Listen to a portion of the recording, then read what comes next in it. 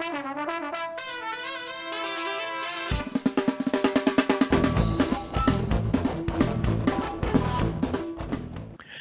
back to another Boxscore Geeks show. I'm your host, Ray Alvarez. Apologies, last week didn't happen. I think we had a 3 people call in sick to work day, essentially, Brian. So that's impressive. And as we are a small shop, when 3 people call in, that is actually enough to shut down the office. So we didn't do a podcast last week. Apologies, but we are in the midst of the NBA playoffs. We finally have the answer to who is going to win the NBA draft. Spoiler alert, it's not who you think it is. And just a ton to discuss. So, Brian, we're just going to talk playoffs, some other stuff on our mind. Kevin Durant being the ultimate villain in the NBA.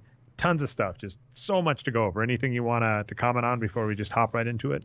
Yeah, well, I've still got the Warriors supervillains, as my wallpaper on Facebook. So, yeah, I mean, it's looking grim for the rest of the league right now. All right, so let's talk about the Warriors. And, one thing I think we might want to do more if we want to fit in with the mainstream analytics community, Brian, is really hype when we're right, really pat ourselves on the back, really say how correct we were, and just silently ignore the times we were wrong. Let's do it. Let's jam that square peg in there, Dre. I think we really need to do that because, there are plenty of people that'll say, I was so right about so-and-so, this player, this team, whatever. And you go, yeah, like, how it's become very in vogue to find old Skip Bayless tweets where he says things like, Johnny Manziel will win more titles in Cleveland than LeBron. It's become very in vogue to find bad tweets. We've seen things where I can't remember who, Brian, do you remember this? There was a guy that would give draft grades and was going back in time and changing his old blog posts about what he said about the draft. I remember that news story from a year or two ago. I don't remember who it was, though. So that's fine. I don't want to disparage that person anyway. That's the mainstream route we should do it. But anyway, so a comment I made to you flippantly midseason is I said, the Warriors, if you look at their SRS, are a better team this year than they were last year. And that was midseason. So the season hadn't concluded. And I said, the good news is they had no real honest to break the 72-win record. They had already done it, and let's be clear, last year them doing it was a little bit of luck. They outperformed their record. It's not to say they weren't one of the best teams ever. In fact, the way I phrased it right is they had the best SRS out of a team with the three-point line at regulation. So all the other teams that had performed better than the Warriors did last season according to SRS, that simple rating system you can find at Basketball Reference. What it basically does is it looks at the point margin, how much your team outscores the opponent by on average, and then adjusts it for strength of schedule. Essentially, the only team with a better SRS than them was the Chicago Bulls in 1992, I believe. And you'll notice that team didn't win 70 wins. They won like 67. So that the team last year that won 73 wins, it was one of the best teams ever, but they kind of lucked into getting 73 wins. That's not taking anything away from them. Anytime you approach a record that good, a little bit of luck's on the line. Same thing with Steph Curry. Was it 300 threes he made, right? Or was it 200 or 300? I think his record season he hit 400. He hit 300 this season. Geez, oh my God, I can't believe I was that far off. But his 300 this season I think was third all time or something like that to his other seasons. So, but I might be off, but it's a ton of threes at any rate. He hit 400 in a season, and it took him to the last game. So anytime you come close to that greatness mark, you're going to need a little bit of luck in your favor. But so that being said, this year's Warriors, if you look at the numbers, are better than last year's Warriors squad, and that shouldn't be hard to believe because. Yes, I think losing Bogut hurt them. I don't believe anybody who thinks that the reason the Warriors are better this season is playing small. The candid reality is Zaza Pachulia being subbed out for Andrew Bogut, given that Andrew Bogut wasn't a full-time player, routinely had injuries, etc., basically meant that was kind of a push. And Kevin Durant is just so much better than Harrison Barnes. So, it's not a surprise that the Warriors are better this season than last. Again, they didn't win as many games, but something that I think they're very similar to, I believe it was the 2002 Lakers, where they went into the playoffs. I think it was either 2002 or 2003, but they went into the playoffs, and I think they had like the 19th best defense in the league, and they weren't favorites to win the title. But the reality was, Shaquille O'Neal had been injured for about 20 games. And so they entered the playoffs, and they were not full health throughout the regular season. But Shaq comes back, they're full health, and they just crush the playoffs. And I feel it's very much the same way because, in fact, Kevin Durant, how many games was he injured, Brian? You know better than me. I think he only played in the 60s in terms of total games. So, sounds 15, about right. Somewhere in there.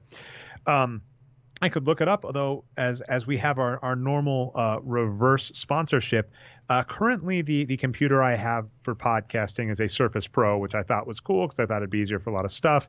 I bought it like 2 years ago, and I set it up as my podcasting machine.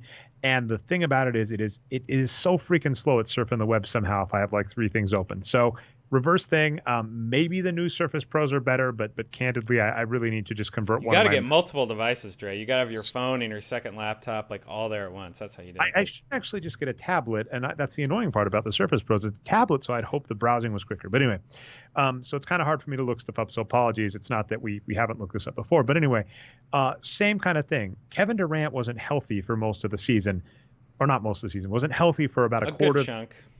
So as a result, this team is even better than their SRS would look. So it's not a surprise that they're already, you said, what, fourth best all time or something like that, Brian? Yeah, so I've got it up right here on Basketball Reference. They did finish fourth all time at 11.35, and there have only been 4 seasons ever of 11 or more SRS. And the ones above it are 71-72 Lakers. That team had Wilt and Jerry West on it, if you can think how crazy that is. Talk a few things first. So I'm going to give another reverse sponsorship. Basketball Reference, one of the ad types they have is Google Ad Survey. So what they do is they pop up a survey. Now, it's tempting, and something I used to do is whenever I got these surveys, I would just click randomly, and they even wised up to this, though. If you click too quick, they'd say, hey, don't do that. So now what I do is I fill out these surveys very meticulously, very methodically, very thoughtfully, but I never tell the truth. So we're going to go through one right now real quick, Brian. This is brought to you by Google Surveys on Basketball Reference. Do you rent or own the place you currently live? I'm going to say none of the above. It's probably going to kick me out for that one, Brian, actually. So I'm going to say none of the It'll take you to the page, though, or give you another survey. I should have said rent. Instead, I paid like $3,000 a month in Wisconsin. It would have broken it. Okay, so anyway, onto this SRS chart you got to. So you said the Warriors are the fourth best on this chart. Now, here's the importance, though. 1971 and 1972 with the Milwaukee Bucks and the Los Angeles Lakers. That's in the 70s, so that's a different league. There aren't as many teams. That's pre-merger. Yeah. Don't that in the 70s, for instance, a lot of the best players, Dr. J is still over in the ABA. So the league isn't as competitive. And more importantly, this was a huge thing the ABA cleared up. There was no free agency. Yeah. So basically in the no 70s, international players. No international players, no free agency, and even some of the best players that were, American homegrown. No modern training. It's just a completely different era, right? I want to take out the modern training. What I'm really stressing more is it was, the NBA has always been lopsided, but the reason it gets worse for 71, 72 as compared to now is so many of the good players were either not in the league or, meaning it was harder to compete with the best teams, and or the rules weren't in place such that you could actually construct a team. So, it made it a lot. The Bucks, right? The only reason they lost Kareem, it is what it is that they agreed to trade him. If they had held firm, basically Kareem could have finished his career in Milwaukee Buck.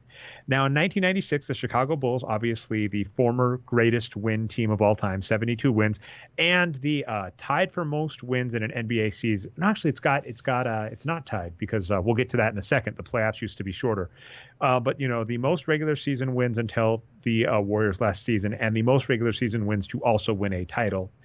The three-point line was shortened. So essentially, the 2017 Golden State Warriors are currently the greatest team in NBA history, and if we're going to be, more clear about it, with the rules in place now, meaning both the how to construct a team, that's meaning free agency, the draft as it is. Don't forget the draft was completely different in the 70s than it is now. Essentially, when we talk about comparing apples to oranges, the leagues were way different. So this team is the greatest team with the modern scheme of the NBA that we've seen, and they are just rolling in the playoffs. And as we noted, their SRS is better than it appears on this chart. Yeah, I think the Bulls of the mid-'90s, they have 2 teams up here in the top 5. That's maybe the only argument against it. Yeah, these Bucks and Lakers teams, though, from the 70s, totally different league. And the rule, so it's interesting because the business of the league was maybe more similar in the 90s than it is now, but yeah, like you said, the rules were way different. Then they did not incentivize the kind of play we have now. So anyway, just the point of bringing this up is the Warriors were definitely better. This team is better than they have been the last 2 seasons, despite the records. It was definitely the best team. I really need to build because something that I've been interested in is about upsets in playoffs.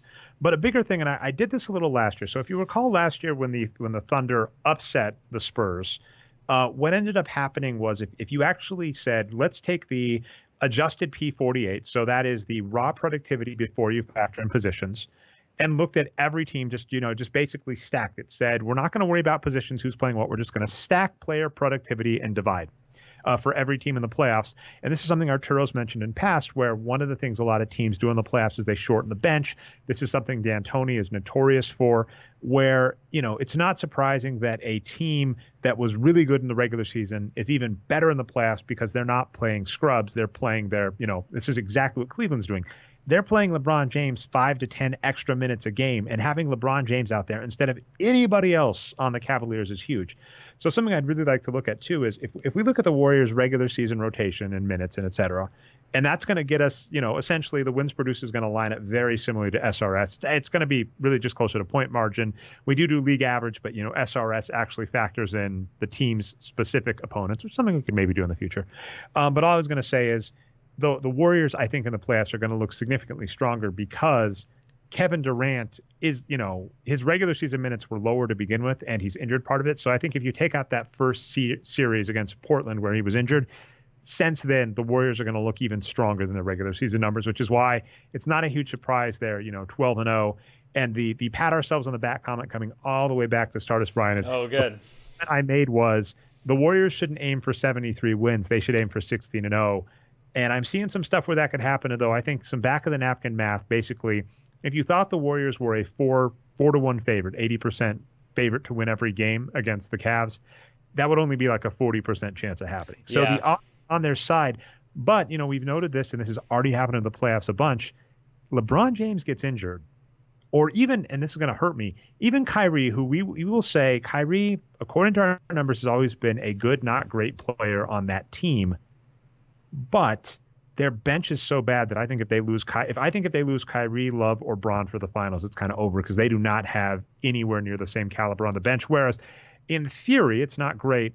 In theory, the Warriors can at least work with it, right? Like, you don't want to lose Steph Curry, but Sean Livingston, Andre Iguodala, decent backup. You don't want to lose Kevin Durant or Zaza, but how am I dropping his name? Because I love the guy.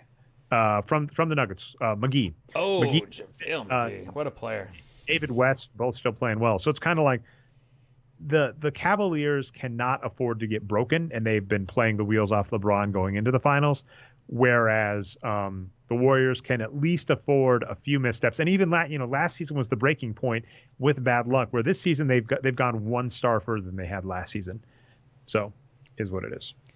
Yeah, and that was Patrick's point during the offseason, and maybe even during last season when all the Durant rumors were dropping, is when you have two guys like Durant and Curry, one of them can get hurt and you can just keep chugging. Like, that's what happened to them this season. Durant missed all those games.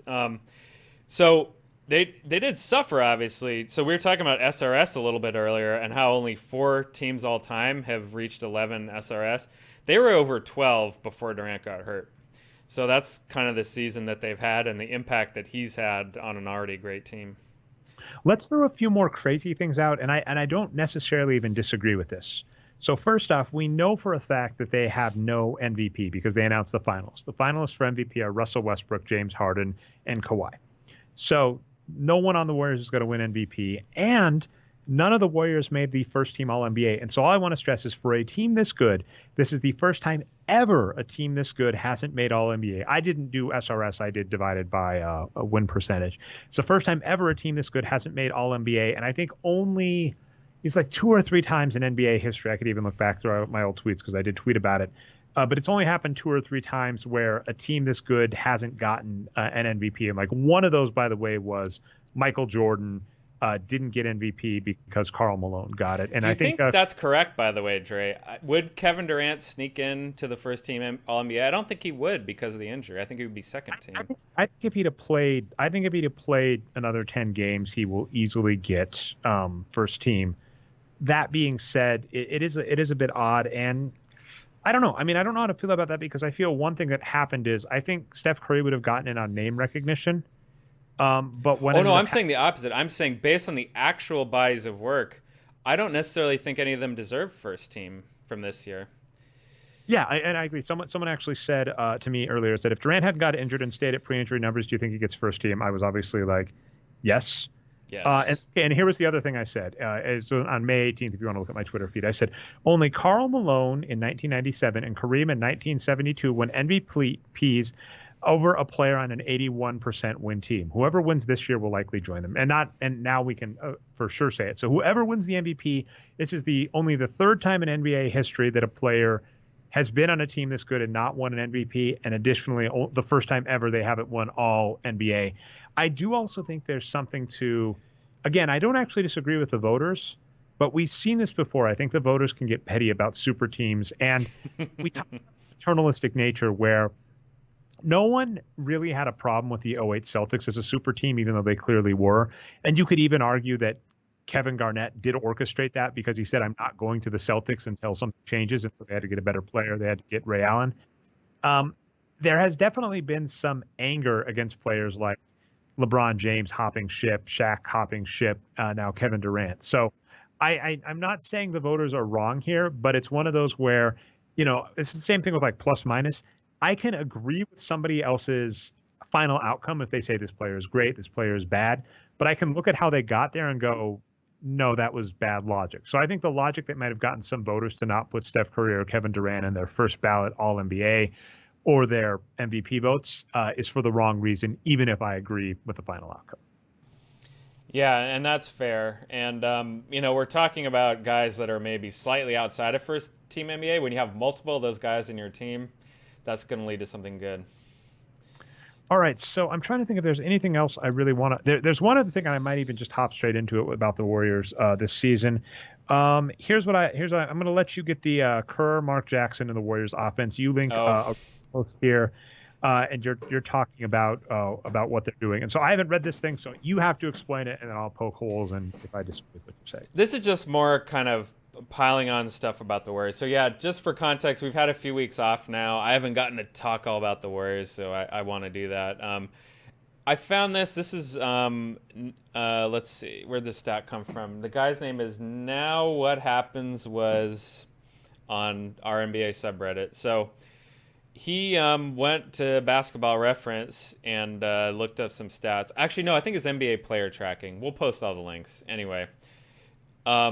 So in Mark Jackson's last season as GSW coach, I'm quoting from Reddit now, the Warriors had the fewest touches per game in the NBA, 369, and the longest time per touch, 3.05 seconds. So they were holding the ball. The next season, they were fifth in touches at 249 and had the shortest time per touch, 241. So there's a lot of different ways to succeed on offense, right? We are skeptical a little bit about some of these player tracking stats and do they mean anything? Of course, usage, which is not one of those stats we're very skeptical about, but this does mean something to me, right? That the Warriors are moving the ball now and they weren't before. So that's pretty impressive. I don't know. Do you want me to go into this rant now, Dre? Because this is kind of why I posted this link to get into this rant. Let's get your rant. I like this rant. Okay, this is a really short rant. It's not going to be a full Patrick or you or Arturo style rant, but that's 2 Pokemon near my house, so I'm paying attention, Brian. Really. Okay, good. Yeah. That's a great ranting, thing to do while I'm doing it. Patrick rants in the future too. If I've got my phone next to me and any Pokemon have hopped up nearby, I'll just go do that while you rant, and then I'll tag back in. So go for it, Brian. Those of you not watching the live show, if you're just listening on the audio, I really did pick up my phone and I just caught a hoot hoot. So anyway, go ahead, Brian. No, so there's been this thing for the past, week or so about Zaza Pachulia being a dirty player, and, Popovich replied, and people thought he was a hypocrite, and just kind of all this stuff, and just a general hating of the Warriors. And that's great. You should hate the best team. That's fine. But here's what my position on the Warriors hate is based on like my history as a fan, which is going back, it's been basically 30 years now since 1987. That Sleepy Floyd game in the playoffs, that really got me hooked on the NBA. So I've suffered through all these bad teams for all these years. I don't want to get into that because they're so good right now. How can you complain, first world problems, right? But here's what happened during all that time when I was an NBA fan. there's all this paternalism in pro sports that we talk about, right? Old white guys in the media, they criticize, selfish play, all the dunks, non-team basketball. We get this coded language that we've talked about a lot in this show before in the media, like high IQ player. That means a white player. Yeah, go ahead.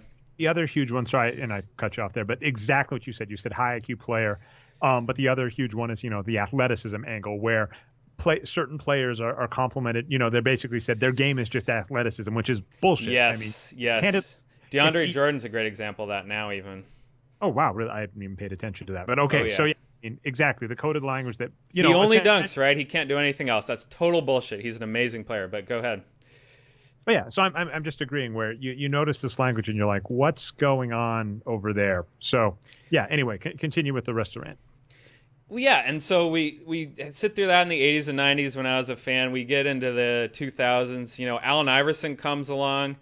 David Stern's concerned, he's wearing cornrows and all that. So they put in this dress code for the players on the bench. They can't wear whatever they want. They have to wear suits, meaning they have to dress white. And, all this stuff, right? Anyone who listens to the show knows about this. And we all know about this. But here's what I finally just realized in the last few days. All this stuff that these pundits have been complaining about how the game is played the wrong way and all these players are acting badly, this is exactly what the Warriors did. They're a bunch of choir boys. They gave up money from other teams to play together and, get less stats and just win. They passed the ball a lot. We were just looking at those stats.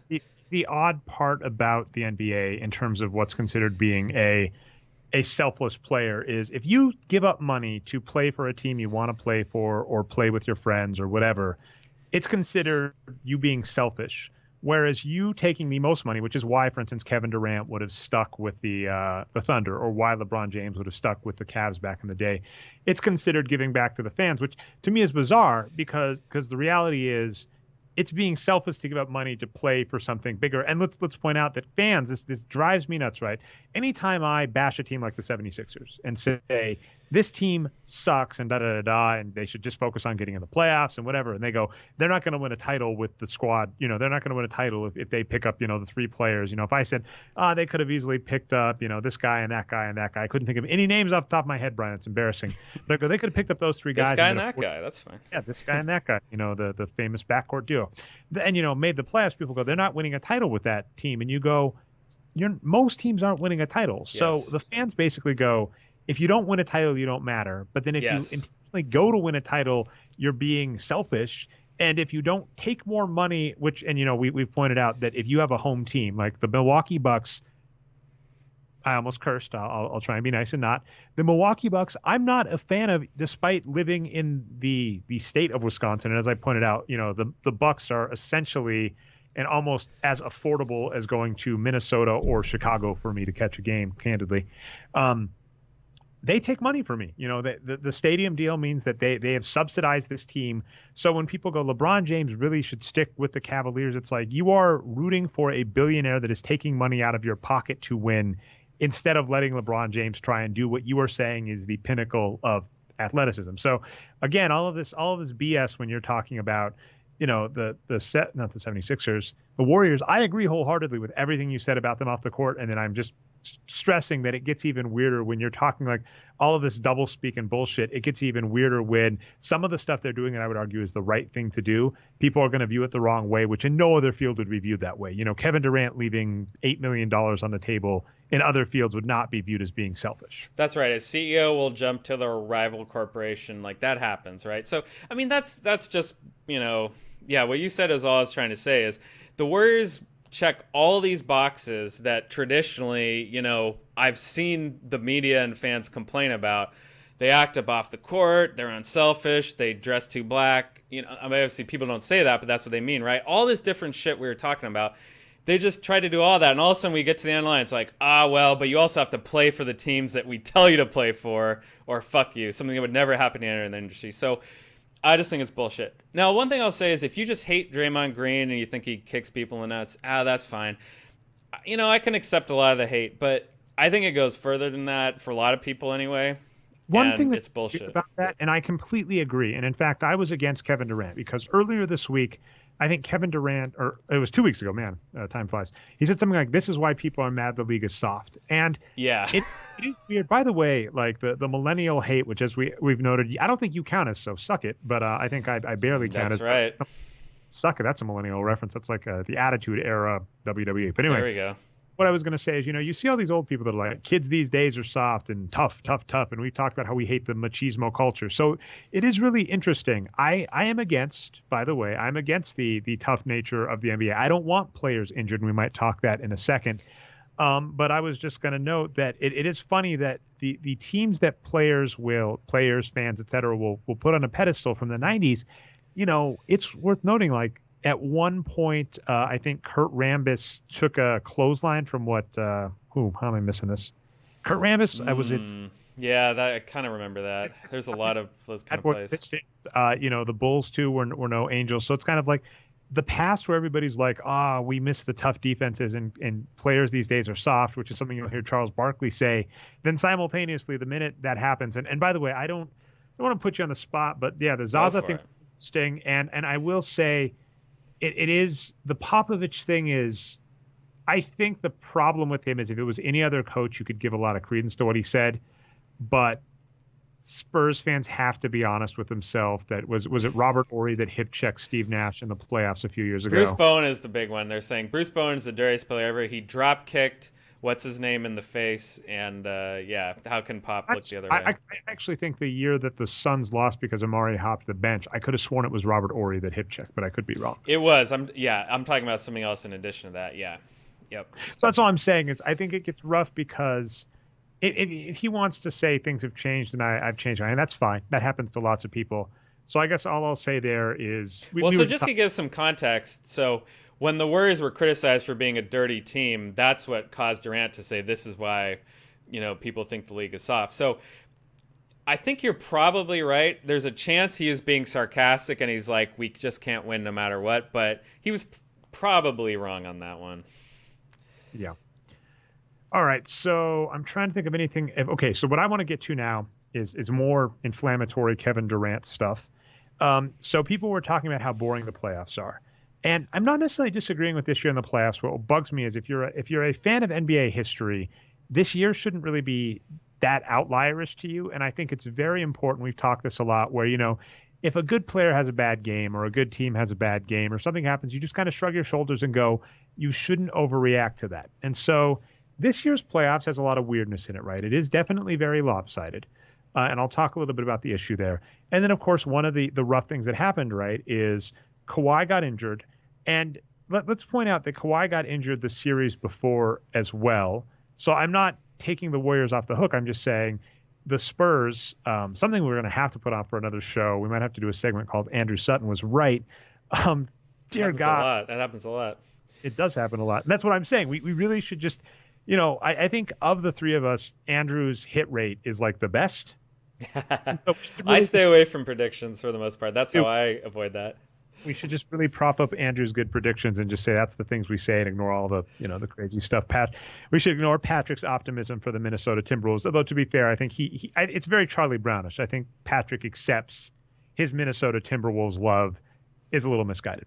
But anyway, so Kawhi is the best player on the Spurs by far. He's having an amazing playoffs, and he gets injured twice, which is, by the way, the Warriors can definitely feel the same exact thing happened to Curry last year.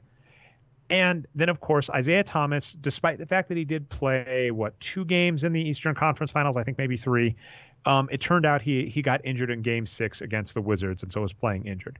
So, the best players on 2 of the best teams were injured, and as a result, it was, it was a blowout in these things. And one note I made, this is a piece I wrote back in the day at Wages of Wins, where Bill Simmons was saying, I think in 2011, or it was 2012. In 2012, he basically said that this year's playoffs had to come with an asterisk, and the reason was Derrick Rose, the MVP, got injured, and then Dwight Howard, the Defensive Player of the Year, got injured, and said it didn't count for the East. And what I noted, but then what he did is he said, let's go through NBA history and point out all of these other playoffs that need asterisks too. And what he ended up doing is he ended up basically saying half the playoffs deserve an asterisk because of injury risk. And I basically noted that Okay, well, if that's your logic, if that's your reasoning, then we have to accept that playoff injuries are a very common thing, which means we really shouldn't be surprised by them in the playoffs. We shouldn't really give any extra merit or weight to that. And so this year's playoffs, right, the first couple of rounds were a little more competitive, but then they got less competitive as basically the good teams that aren't called the Warriors or the Cavaliers. And God help the Cavaliers for LeBron staying healthy, for not getting dinged up. But other teams got dinged up, and as that happened, it fell apart. And so, if you're a fan of the NBA and you're going, the playoffs are so lopsided, et cetera, the first I'm going to note is you really shouldn't overreact to this year. The second note, and this is something huge, there has never been parity in the NBA. I looked this up. Since the three-point era, and by the way, that coincides with Magic Johnson and Larry Bird entering the league. So I love, that's my favorite kind of era combo to look at, the three-point era of the NBA. Only 11 teams have won an NBA title. Only 19, actually it's 20, I think. So only two-thirds of the NBA have made it to the finals. So there's a full 10 teams that have never made the finals. Only 11 teams have ever won a title. Every team that has won an NBA title was in the finals within a 5-year window of their title. So that tells you how unbalanced the NBA has been forever. There's a metric we've discussed before called like the null Scully, which looks at like the distribution of wins across a league. And the NBA is the most lopsided professional sport out there. That has always been the case. And no matter what the rule changes, that's always been the case. And the reason is very simple. It's because of players like LeBron James and Kawhi. And it even comes more down to it, right? There have been key players that are injured in the playoffs, and that's the reason a team doesn't win. I'm not saying that the Bulls weren't a better team in 1991 when they won their first title, but it is worth noting that both Magic Johnson and James Worthy got injured on the Lakers, and BS if you don't think that didn't have an impact. So I'm just stressing this year is like, it's a bad set of circumstances. It's like if you miss 4 3-pointers in a row. That's not supposed to happen if you're the Warriors, but the odds are such that it's perfectly viable for it to happen. That's the first thing. Second thing, this is nothing new to the NBA being unbalanced. And this is the last part. When we talk about like unbalanced playoffs, one of the most famous playoffs is the 1983 playoffs. And the reason is Moses Malone helped form a huge super team, essentially did a Kevin Durant-ish kind of situation. He goes to the 76ers, which was already a team that's made it to the finals a few times, has Dr. J, the MVP. Did they still have Mo Cheeks at that point? Probably not. They had Mo Cheeks. No, Mo Cheeks. That was a super team. Moses Malone plus Dr. J. You're combining a team. It was basically, until this Steph Curry Kevin Durant combo came together, that was like the best combination of MVP players on a team together the first time it happened. And he predicts, Moses Malone before the playoff starts predicts faux. And we're going to get to that in a second. Basically, in those days, you did not have to play the first round if you were the top seed. There was a bye round for the top seed. And then there were 3 rounds, so they only had to play 3 rounds. So he was predicting 4 wins. They ended up going faux 5-4, crushed the Lakers in the finals. And then the Lakers basically, I think, only lost 3 games en route to the finals as well.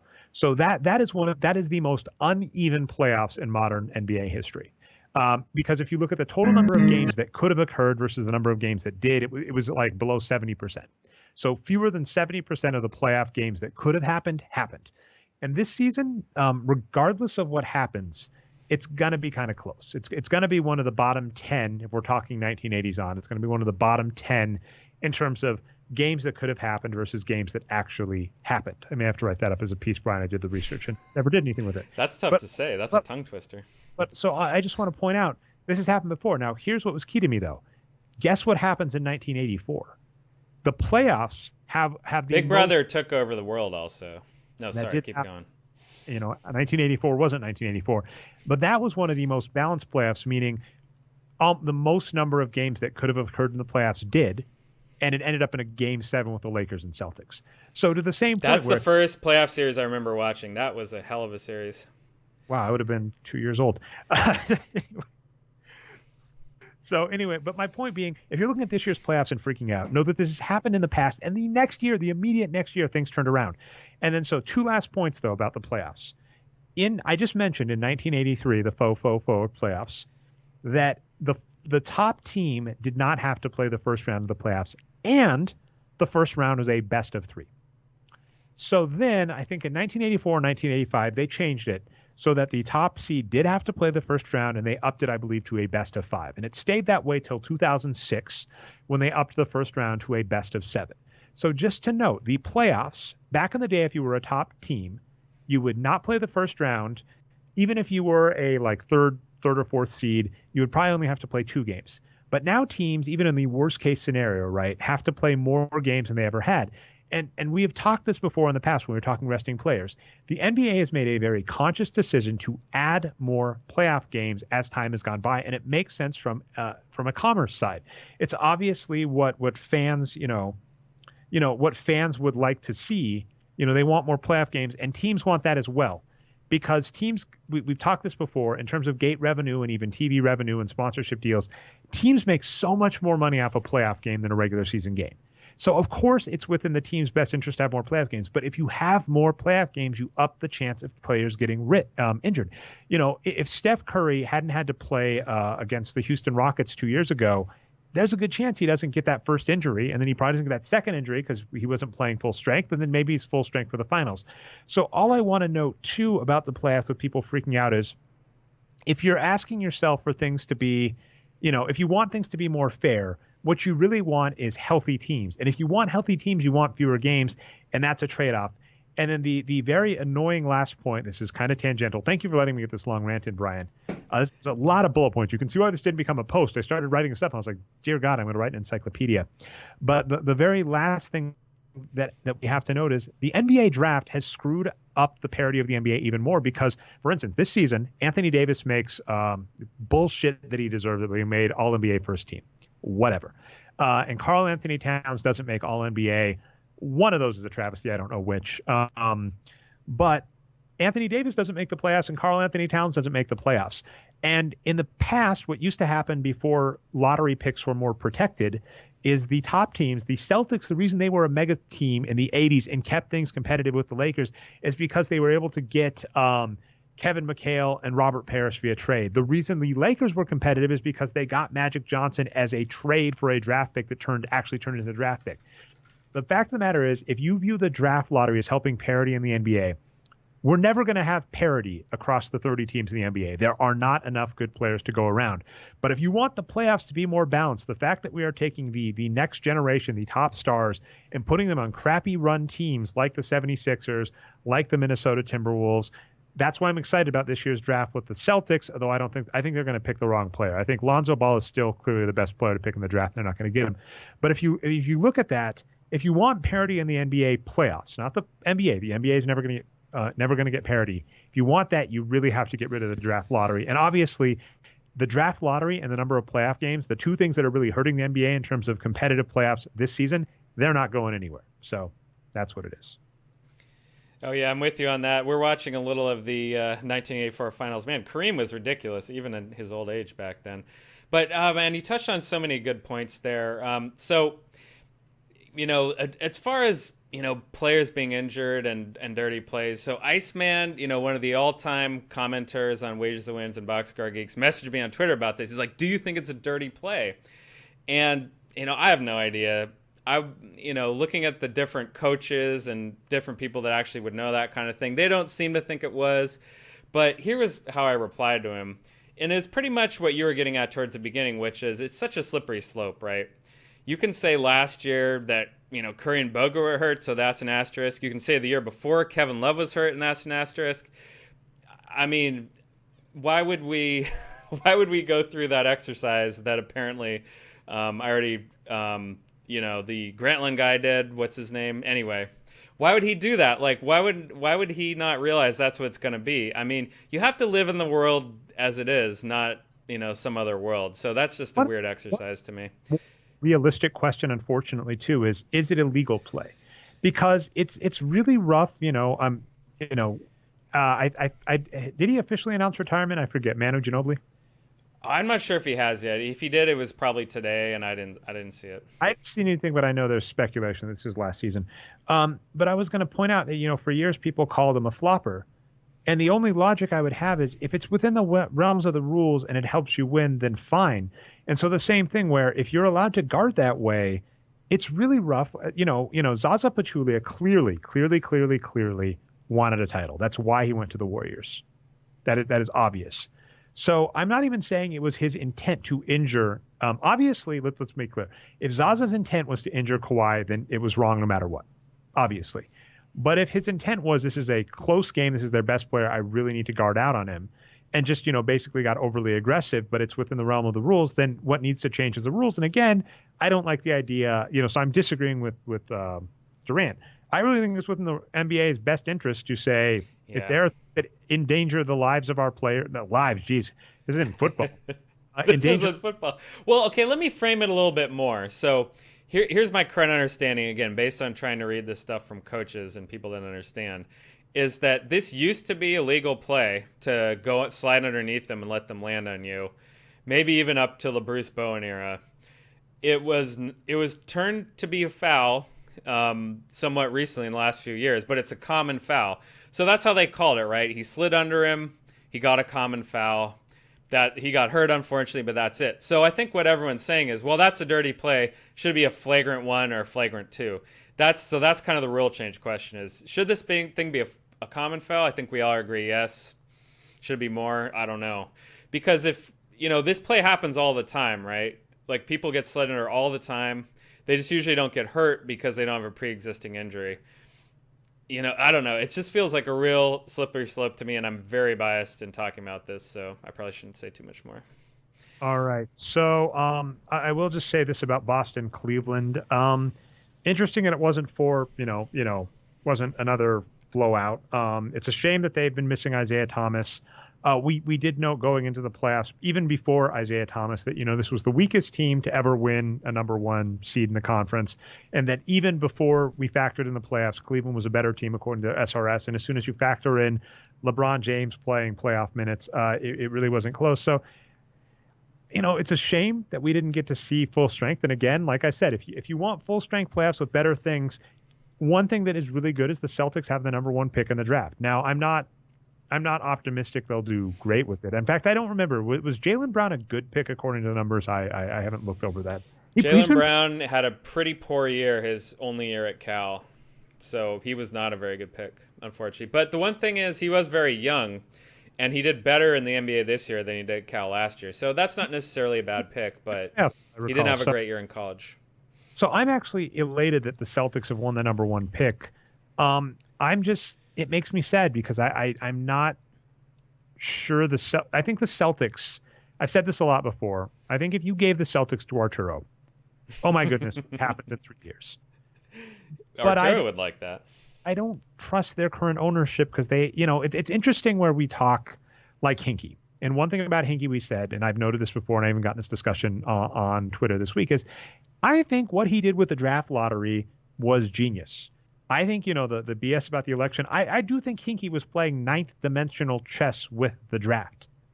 The issue is it is really, really hard to win in the NBA with the draft. Only one team has ever done it, in my opinion. It's the Oklahoma City Thunder, and it imploded.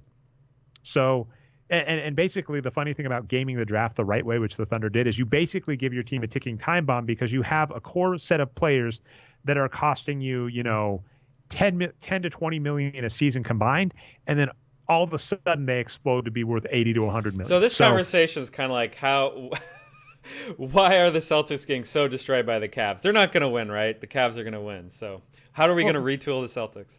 But what all I'm pointing out is, obviously the Celtics have made some, they've done very good in trades, right? Getting Jay Crowder for Rajon Rondo, with Rajon Rondo leaving, was great. In fact, the biggest ninja move the Celtics have had is the turning expiring players into better assets. Because normally what happens, right, when you have Kevin Love walking out the door, they go, we can't lose him for nothing. We got to get assets for him. And you trade Kevin Love for Andrew Wiggins, another pick, and it sucks. And the Celtics have gone, we're going to lose Kevin Garnett and Paul Pierce because they want to play for a winner. And let's be fair, their numbers suck, so they should get rid of them. And they turn those into great assets. So the Celtics they've done really well with that. And candidly, if you do well with that, you can be a playoff team, as we've seen, and in the right circumstances, you can win your conference.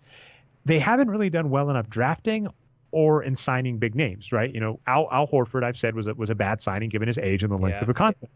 I don't think they've done spectacular in the draft, which is a shame. I think they've left some good trades on the table. If Jimmy Butler, for anything including, and in fact, I'm going to hurt myself, including Jay Crowder, if Jimmy Butler was on the freaking table at the trade deadline and they didn't get him without gutting themselves, they made a mistake. And I've got to believe, I think they could have gone with Al Horford in the number 1 pick for Jimmy Butler and like a pick swap, and I think the Bulls would have bit. So I think they clearly made a mistake there. And then even coaching wise, like Arturo's been bitching about how much. It sounded mean. I don't want to say bitching because that comes off obviously with a negative. I agree with Arturo. They've been playing small. It's like they have no business playing small. Arturo's complaints have grounding usually. Yeah. So to all those things, in terms of the Celtics, I'm of course counting them out. 3-1 comebacks happen, but I've never seen a weak enough team. The 2 teams that came back for 3-1 last season had one of the best players in the NBA on them, and the Celtics lost their best player. So is what it is. And I figured I'd get a little draft talking, and obviously we'll try and talk a little more before that. That's all the playoffs. That was the huge rant I wanted. You had some stuff on IBM and Watson, and I wanted to use that as an excuse to get one more comment about the Raptors, and then that can be our show. Yeah, let's do it. So you're gonna have to do this. I haven't read it. I can lead the segment. Oh, great. Okay. The segment, because my leading of the segment. Excellent. Brian put a piece in here. Please sit quietly while I read it to myself, internalize it, get my thoughts together, and then talk about it. So, yeah, I mean, this is probably something for the off season that we're going to talk about more.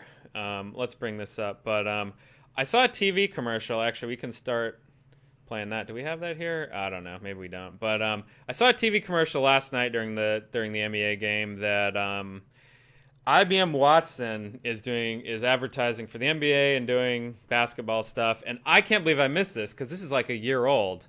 Last year, the Raptors and IBM announced this promotion, with the Raptors and Watson. So there's a tool. Let's see. I wrote it down on the script here. It's called IBM Sports Insight Central, and they run it on Watson, which is this great computer for processing data. In fact, one of the most famous Wages of Wins contributor who we love, Ari Caroline, has worked, I believe, I don't know if he has directly, but his team at Sloan Kettering Memorial Hospital has worked with IBM Watson in the past. So maybe we'll have to ask him about this. Maybe he's interested. But there's like this list of stuff that apparently this Watson program has been helping the Raptors with for the past year. And there's my favorite one is it can evaluate the current gaps and group chemistry to help determine the team's needs, whatever that means. But there's some more interesting stuff like using an API or, I don't know, scraping social media to like drag in all the stuff that these players have said out on the internet to see if they're of a character fit for the team. So this is just kind of an interesting thing that I want to look into more. And here's why I bring this up. We talk about kind of real analytics versus just people doing stuff and putting out numbers. So which bucket does this fall in? Maybe a little both. I don't know. So this was interesting to me. And if any of you guys have read about this more, I want to look into it a little bit more. Let me tell you something that's worrying me from the get-go with how they're talking about it. A common term in machine learning. And for the record, I'm gonna get on this rant again, Brian. I think I'm gonna say this rant until I'm dead. In the realm of basketball statistics, in terms of both pedigree, I'm going to use Dave Barry for pedigree, and then in terms of what the teams say they want, the Wages of Wins crew is so GD stacked. I don't know why I said GD. I can say goddamn, but it's so stacked in terms of the people we've had write for us over the years. I've got my master's degree in computer science with a background in artificial intelligence, machine learning, and then I did it on computer vision. So one of the weird aspects of my background is I studied with a psychology department on like how human vision works, and then of course that gets into all the biases that are so famous in the behavioral psychology research that no one reads. And as I've noted with Dave Barry, he's an expert on regression analysis. He teaches econometrics. He's a tenured professor. He's got 50 to 60 published papers on sports economics. He's written a textbooks now. He's got 2 published books. And so it really weirds me out that in the field of basketball statistics, where, the very few, the bad Wikipedia articles or whatever, were considered fringe, which is bizarre to me because you look at what they say matters, the advanced analytics community, and then you look at what we have and you go, you're talking about us, but then when we say stuff, you ignore it. And so, of course, I'm not going to lie, get the elephant out of the room. Of course, I'm bitter that, essentially social media experts at sites like Basketball Reference at this point in their careers have more clout with the advanced basketball community. And then the only silver lining I'll say to myself and all of the people at the Wages of Wins from that branch, obviously now the Boxscore Geeks, is all of us have basically gone, it is not worth the time and effort to politic this community. We have better things to do. And of course, David Berry is a tenured professor. Patrick's super busy. I'm super busy, is what it is. So sorry for that. So anyway, getting back to machine learning. A common term in machine learning is overfitting to the data, to the training set. And what that means is you get all this data and you're trying to predict something, but you make a curve that essentially fits too perfectly to the training data. And this is like, by the way, one of my complaints with the Carmelo metric over at 538. You overfit to the training data, and that means that you're not really predicting what's actually going to happen. You're just explaining the training data very well. And that's very funny to me, by the way, because as we've noted, the wins produced metric is a descriptive stat. So that's what we are saying. That has always been our point. And so when we're now talking about predictive stats, what people are saying, I'm actually getting a little skittish and going, they're being too descriptive. But with that said, my kind of that's one fear. And then the other fear, and so I'm going to read something to you from the Raptors. So this is Jeff Weltman, who just left the Raptors for the Orlando Magic. And he says, I can tell you a funny story. When we got to Toronto, this is him and Masai Ujiri, we were kind of, I'm not giving up a secret here. This has been widely reported. We were going to blow the team up. Whatever the expression you want to use. So he's essentially saying they were planning on tanking. And we made a trade to put ourselves on that path, and all of a sudden it clicked. And sometimes it's unpredictable. You can't predict how guys are going to click, and it just clicked. So the guys that were brought in for some reason, I worked with the guys that we had, and I remember speaking with Masai. He was traveling internationally at the time, and I was watching one of our games shortly after the trade, and I said, Masai, this is the kind of team we're trying to build. Like, this might be, and long story short, that's the team we ended up building on. So this makes me so damn depressed, first off, because obviously when Masai Ujiri took over the Raptors, we were amazed that he was able to get rid of Rudy Gay and Andrea Bargnani and got some good players, obviously kept Kyle Lowry. Obviously we've said the DeMar DeRozan signing was a mistake. Letting Bismack Biyombo go might have been the right move because he was really expensive. And I've made this argument before. Well, I love players like Bismack Biyombo and Kenneth Faried. You have to accept that players like that, they're on the free market value is lower than it should be. So when a player like Bismack finally gets properly priced, it's not actually a bad thing to let him walk and just wait for a Robin Lopez, Kenneth Fariedish person to come on the market and scoop them up for cheap. Why not? And it's not bad to overpay for a scorer. You just got to make sure it's the right scorer. Like, I don't mind you overpaying for Kyrie. I do mind you overpaying for DeMar DeRozan. But so anyway, when the Raptors, when all that happened, we were, they were one of our proofs. Like, you can rebuild in place. You can do the right things. And this guy that's part of this incredibly smart team, allegedly, according to the mainstream analytics, don't forget, they were one of the teams that had all this impressive stuff about synergy stats coming out. This guy is amazed by the concept that maybe you don't have to tank to get better. And so I guess my long story, I've always said we're the get off our lawn people. I am not super enthused by the team using these new analytics, new metrics, new tools. And it's been the same complaint I've had for like the 8 years I've been blogging now. And that is, if you don't know how to use the tools you are given, it doesn't matter how advanced they are. And there are so many simple tools that like the NBA advanced analytics community is only now, this sounds really mean, is only now starting to realize, in my opinion, that good shooting efficiency is good. And we've made this note about baseball forever, right? The Moneyball story is these advanced smart people with all these advanced stats and blah, blah, blah. Dave Barry noted that like the metrics required for the Moneyball teams had been around since the 1800s. So it took the Moneyball story isn't look at how these geeks conquered baseball. It's like, dear God, how effing stupid was were all the baseball stats departments up until 2006 or whatever. So I'm in the same boat here. I'm excited. I love AI. I love machine learning. But even things like the are they a good fit social media.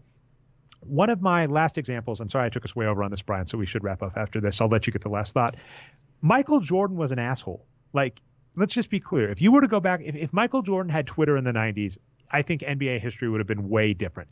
If you read the book, The Jordan Rules, if you look at how his teammates write, Steve Kerr, I think, famously was it Steve Kerr that punched him in practice?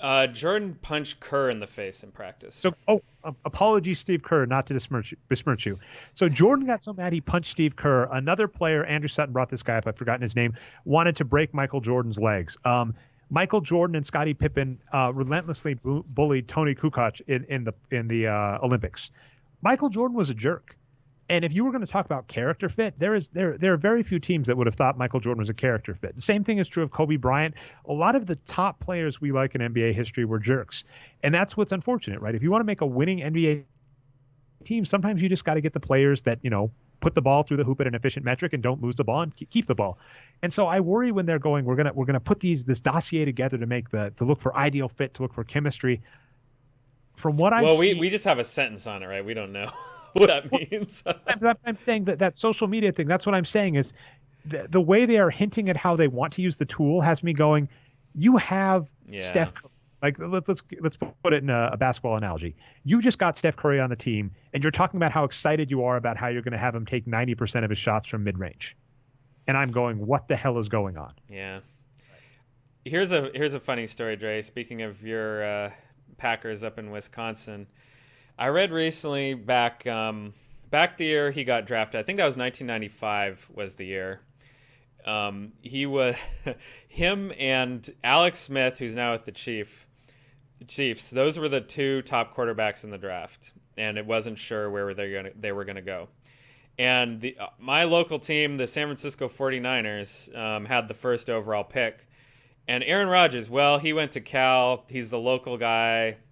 Maybe we'll take him. What about this Alex Smith guy? We don't know. So, and of course, they've been ridiculed for years for making the wrong choice. Alex Smith turned out okay. The Chiefs have had a few good years recently. He didn't have them with the 49ers, really. He was hurt, but because their team was so bad, it was like a sieve of an offensive line. And, of course, Rodgers went on to be one of the best of all time, right? So a story came out recently, or I saw it recently. I don't know how long it's been out there for, that the reason why Mike Nolan, who was the head coach at the time, and I guess he had control over personnel as well, he saw Alex Smith open the car door for his mother at some point during their interactions, and he said, that's why I'm drafting him over Aaron Rodgers. That reason. So there you go, Dre. Yeah, I mean, I'm always afraid when... Yeah, I mean, I always get worried about that, and I actually want to end this. We'll talk more about interviewing, I'm sure, at some point in the future on the podcast, but I always get worried about anecdote things that people talk about that. The way I can tell someone's a good person is how they treat the secretary or if they tip at lunch, and all these other stories I've heard people say when they interview. Heard things like, I scheduled the interview for 7 a.m. to see how they deal with bad timing. And I would not want to work there. Yeah, well, I'm even saying, people put all of this faith in their tests for what proves someone is a good player, a good worker, and I think most of them are BS. By the way, wasn't Alex Smith a good quarterback? Am I crazy? Well, he had an okay career. It's been up and down. Like, he's been fine now, but Aaron Rodgers is, again, he's one of the best of all time. He's had some ridiculous seasons. So my point is just not taking Aaron Rodgers was just wrong in the end. I mean, so of course drafts are, it's really difficult to tell who's correct. We talk about this all the time. In the NBA, it's something like if, you have a first overall consensus pick like Tim Duncan or LeBron James that everyone agrees, and even that guy is only going to be 50 or 60% chance, to be a star. So it's really hard to do, but that's the reason why, something that has nothing to do with sports. Yeah, I don't know. That being said, always open the door for your mom. I approve of it. I will say, the note from the Wages of Wins, and this is and this was also in a Malcolm Gladwell book, What the Dog Saw. Both Dave Barry researchers, just quarterbacks are notoriously hard to predict going college to the pro. There are other positions that are much easier to tell, right? If you're an offensive lineman, you just have to look, how good are you at pushing and standing still or whatever. A quarterback, it's not the same game, and it's actually the same problem with NCAA hoops, because we'll probably talk the draft a little before that happens. Yeah, we gotta get some experts on the show. We gotta go draft show, draft time, Dre, draft time. So anyway, but yeah, exactly the same point. It's just hard to know. Did not have a soft landing for that tangent. Yeah, I was not expecting a football tangent there, but I love it, Brian. All right, so that's been the show. Let's see, I do have. See, one good shout out I have is I caught Rick and Morty season 1 is fantastic. Did love it. I'm trying to think if I have any more shout outs. I'm probably missing some great people at the time, but I'm a little scatterbrained, obviously. So do you have any shout outs, Brian? Then we'll get out of here. Yeah, I have a couple of shout outs. We've been off for a while. Well, first off, I love Rick and Morty too. I got into a little bit late about a year ago, but I've seen them all now, and yeah, watch the rest of them. Very, very brilliant show. So here's my favorite shout out. Actually, this is from last week. This is from Dan the Man 9758 on RNBA. That's a pretty good resource for NBA news and weird facts. So one of the few large subreddits. It's actually a really good one. So if you don't read that, check it out. But so the title of this post he made is Wilt Chamberlain secretly dominated professional basketball at age 16 under a false identity. And there's, I guess, a YouTube video from a few years ago that he found that had some of this research, and he added some more of his own, or maybe somewhere else, I don't know. But he put together these newspaper clippings and photographs of a young, thin Wilt Chamberlain wearing these like semi-pro uniforms, playing in these tiny arenas. And it's just pretty funny. I love old basketball history, and we love Wilt Chamberlain here on the show. So just the last thing on that shout out, here's a great quote from a beat writer at the time. This is basketball beat writing, I guess, back in the late 50s or whenever that was, maybe even early 50s. Wilt was a while back.